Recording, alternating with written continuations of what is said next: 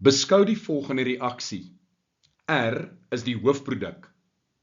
Watter een van die volgende is die korrekte kombinasie vir die tipe reaksie en die formule van R? Die korrekte antwoord is C. Ons begin met ons funksionele groep, die dubbelbinding daar, ons nommer naast aan die dubbelbinding 1, 2, 3, 4, 5.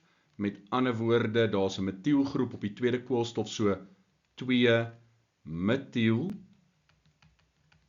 Daar's 5 koolstowwe in my langste ketting. Pent, die dubbelbinding is op die tweede koolstof en dis 'n alkeen, so dit is 1. So 2 metielpent 2,1 en hierby voeg ons 'n hidrohalied, waterstofbromied. So hierdie spesifieke addisie reaksie gaan hidrohalogenering wees. Nou moet ons bepaal wat gaan die hoofproduk wees en om die hoofproduk te bepaal volg ons Markovnikov se reël.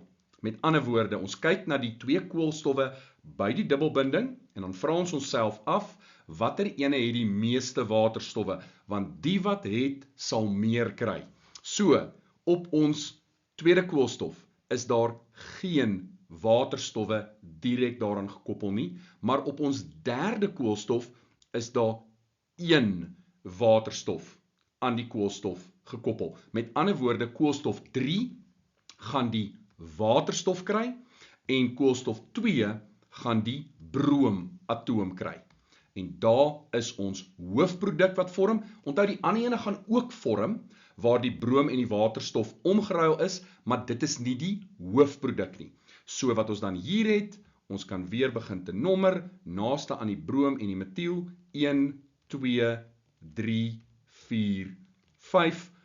B van broom is voor die M van metiel, so hier het ons dan 2 streep bromo streep 2 streep metiel en nou het ons enkelbindings al die pad 5 koolstowwe, met ander woorde pentaan.